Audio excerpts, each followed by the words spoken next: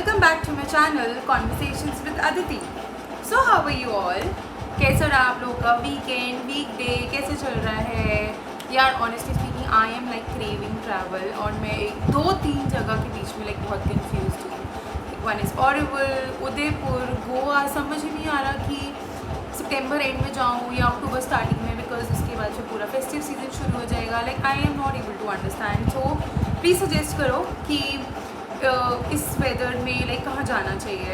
You know like I want to go to all of these 3 places, but अभी के लिए obviously मैं एक ही जगह जा पाऊँगी. आई एम इन 9 to 5, सो मैं नहीं जा पाऊँगी या. बट एनी वे, अच्छा जस्ट वन डिस्क्लेमर, मेरे पीछे से एक बहुत ही वियर्ड वॉइस आ सकती है आप लोगों को, बिकॉज मेरे फैन समहाउ आवाज़ कर रहे हैं. I don't know why is it doing it. वो भी तब हुआ जब मैं वीडियो रिकॉर्ड करने बैठी.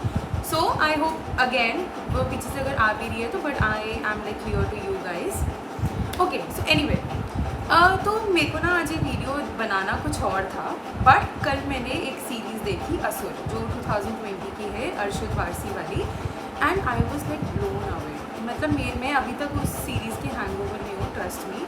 Bye the way, when it comes to series in movies, I am that person कि अगर कोई मूवी 5 साल पहले 10 साल पहले रिलीज़ हुई होगी ना, मैं आज देखती हूँ and I get so excited कि मुझे ना शेयर करना होता है. तो you know I message to few of my friends जो मुझे पता है कि मूवीज़ एंड सीरीज़ को बहुत ज़्यादा बिंज वॉच करते हैं. मुझे ओ यार तूने ये देखी, इसमें कितना अच्छा था ये सीन, ये dialogue.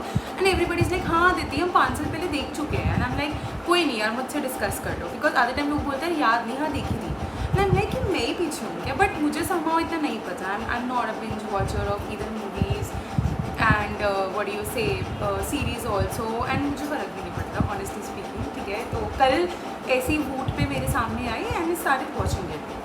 But let me you know tell like what I felt watching that series. It's like mind blowing.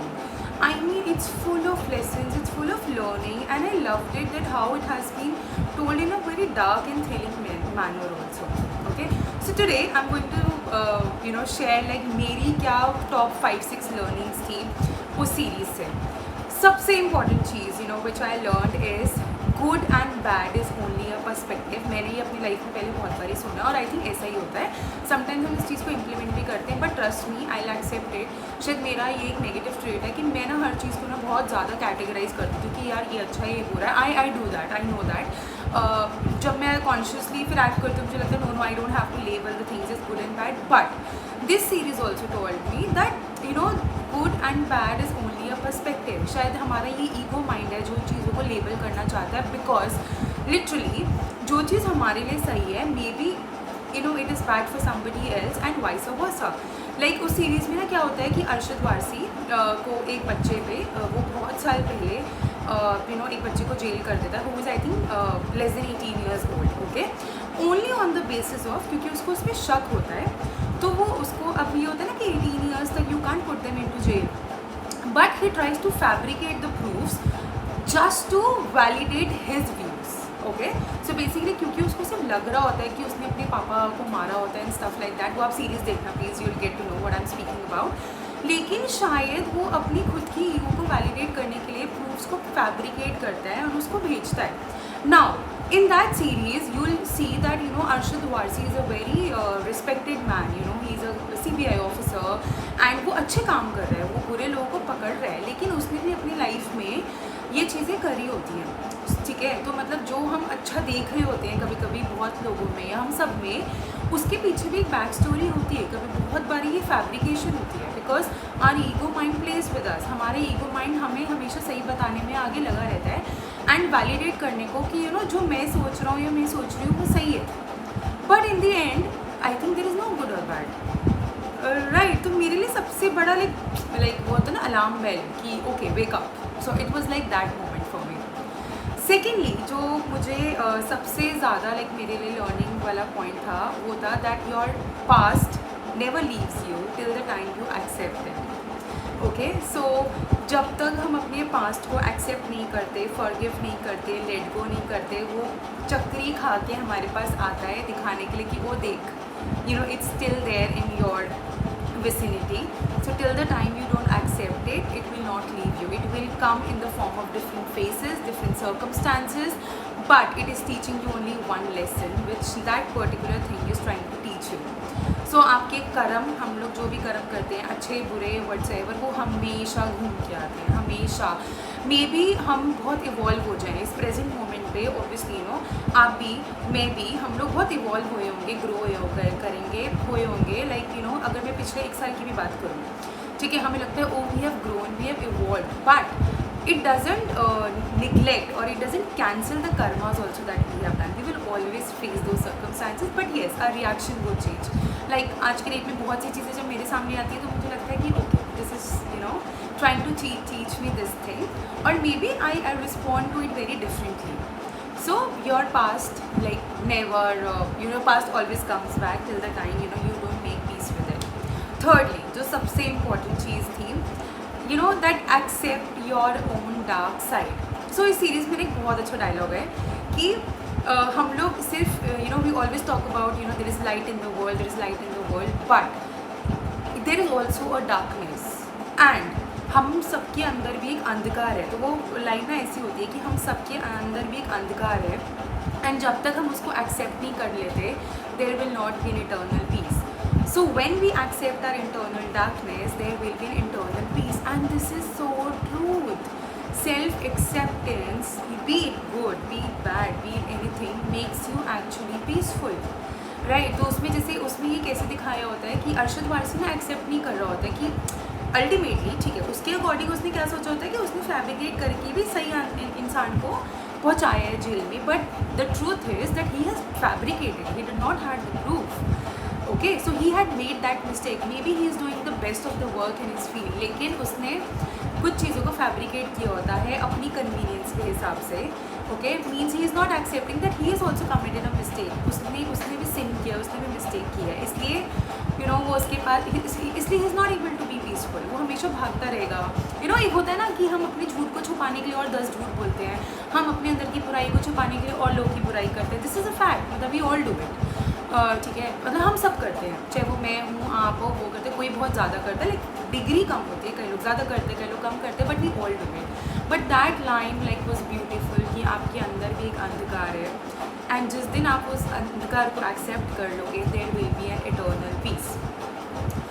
Fourth was that it was about subconscious mind. So that बच्चा that I'm talking about, जिसको jail भेजा जाता है, तो apparently वो ना बहुत powers के साथ बॉर्न हुआ होता है, but his father did not like his birth, क्योंकि उसके आते ही उसकी वाइफ की डेथ हो जाती है, and so on, that you will see in the series. But उसमें एक चीज़ बहुत अच्छी बताई है कि जब से वो बच्चा छोटा होता है ना, उसके पापा ना उसको ऐसे वर्ड्स बोलते हैं कि तू असुर है, तू राक्षस है, and so it gets feed in subconscious mind. उसमें एक्चुअली में ये बोला है कि आपके सबकॉन्शियस माइंड में सारा डेटा स्टोर होता है. हम कभी भी किसी को ऐसी कुछ भी बोल देते हैं, हमारे लिए हमने बोल के ख़त्म कर दिया, but it gets stored in people's mind, specially when you are young, जब आपको समझ नहीं होती है कि क्या चीज़ को लेना है, क्या चीज़ को लेट गो करना है. सो इट्स वेरी इंपॉर्टेंट कि हम किसी से भी बात करें, चाहे वो छोटा हो चाहे वो बड़ा हो, बिकॉज इवन हमारे खुद के, लाइक ऑनेस्टली स्पीकिंग, मेरे अंदर इतनी चीज़ें बाहर निकल के आई पिछले कुछ टाइम में, लाइक पिछले पास्ट 1-2 years में, I did not even know that it's there in my system. Okay, but that your subconscious mind stores everything, so feed it with good things. जो आप बनना चाहते हो ना, उस पर फीड करो. जो आप नहीं बनना चाहते, let it go, ignore, don't even talk about it, don't bother it. बोलते ना, सीधी बस आंख देख के आगे बढ़ते जाओ. ठीक है. Then very fascinating thing, not fascinating, like आजकल हम लोग बहुत सुनते हैं कि बहुत से पॉडकास्ट में बात होती है कि कल्कि के बारे में. ओके, कि जब ये कलयुग ख़त्म होने वाला, जब ये कलयुग अपने पीक पे होगा, तेरे कल्कि अवतार, विष्णु जी का अवतार जन्म लेगा उस सारी बुराई को मारने के लिए. बट सबसे इम्पॉर्टेंट चीज़ इज़ कि उस मूवी में ना, इस सीरीज़ में ऐसे दिखाया होता है कि like that person is pushing badness, मतलब is pushing the bad, is pushing like all the worst things to its edge so that the Kalki appears. So Kalki is what? Our own goodness. मतलब obviously वो human form लेगी, but ultimately ये हमारे अंदर भी तो है कि जब हमारे अंदर भी वर्स्ट चीज़ की, टॉक्सिसिटी की हाइट्स हो जाती है ना, देन इट ऑलवेज डिस्ट्रक्ट्स. के साथ कैसा होता है कि हमारे सामने हमारी खुद की बुरी चीज़ें आने लग जाती है. We have to face our own truth, and we start facing it, and we start accepting it, then comes the life. तो आपको समझ आता है, oh there is life after this also. So इस सीरीज़ में ना मुझे ये समझ में आया कि दे टॉकिंग अबाउट कि जब कलयुग का अंत होगा, अंत होने वाला होगा, या जब कलियुग अपने पीक पे होगा तो कल्कि अवतार आएगा। बट अल्टीमेटली उस एज पे पहले जाना पड़ेगा to bring that light into this world which is the कल्कि अवतार, ठीक है। और लेकिन वो पॉसिबल ही नहीं है, जब तक बैड भी अपनी पीक पे जाएगा नहीं, वो लाइट आ भी नहीं सकती है। सो यू नो ये बहुत ही मतलब डीप थिंग है अगर हम सोचें तो, कि ये अगर हम अपने आप की भी रिफ्लेक्ट करें तो बहुत सी बुरी चीज़ हुई होती है, हमें लगता है कि हमारे अंदर का बस डिस्ट्रक्शन हो गया, हमारी लाइफ इधर उधर हो गई है, बट उसके बाद ही वो चीज़ आती है। क्यों? क्योंकि हमें समझ में आता है कि light also plays an important role and dark also plays an important role. Okay, and last thing जो सबसे important, that we all are born with our own greater purpose. So ना क्या होता है दैट वो बच्चा जो वो रिवेंज लेने के लिए ना बुरी चीज़ें करता है, तो उससे पूछा जाता है कि तुम इतना बुरा क्यों कर रहे हो, तुम इन लोगों को मार क्यों रहे हो, तुम खून क्यों ले रहे हो। You know what he says, he saying I am following my greater purpose, क्योंकि मेरे को जेल भिजवाया गया था झूठ बोलकर। Now my purpose is to teach you that even you are not the saint. Okay, so वो होता है ना कि दो टाइप से होता है कि कई लोग होते हैं जो बुराई को अच्छाई से जीतते हैं, बट कई लोग बुराई को बुराई से भी जीतते हैं। यू नो बुराई को बुराई दिखा के कि देख तूने भी हमारे साथ ये किया, and that's how also we all evolve. So that also give me a very bigger perspective, कि जैसे हम लोग यूजुअली ये सोचते हैं ना कि नहीं यार जो तुम्हारे साथ बुरा करे तो उससे अच्छा ही करो, वैसे ही करना चाहिए, but you should never forget that that person also needs to learn something.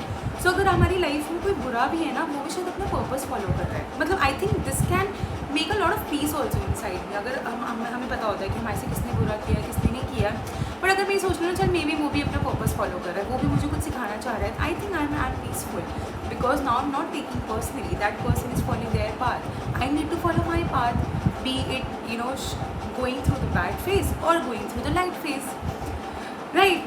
So मतलब मुझे इस मूव सीरीज़ ने बहुत blown away किया है, and I think I'm gonna watch it again because it has like so many valuable things, and I got to know कि इसका असर 2 भी आ रहा है, so I'm like very excited, and इस बारी मैं टाइम पे देखूँगी। By the way, so I just want to ask you कि आप लोगों ने सीरीज़ देखी है, and what did you learn? क्या आप मतलब क्या आप लोगों के लिए भी इतनी वो थी you know कि इतना सब कुछ सोचने में लगा? क्योंकि मैं ऑनेस्टली अभी तक हैंगओवर में हूँ, it's like more than 24 hours and I am still in the hangover of that series, but I would love to know that what was your perspective. मैंने जो बोला उससे अलग क्या आपका पर्सपेक्टिव था, and maybe there is something which I am missing और maybe there is some other perspective to it, be like anything, okay? So I would love to no, please put in the comments, and also या so again see you next Wednesday. Till the time, like, share and subscribe my channel.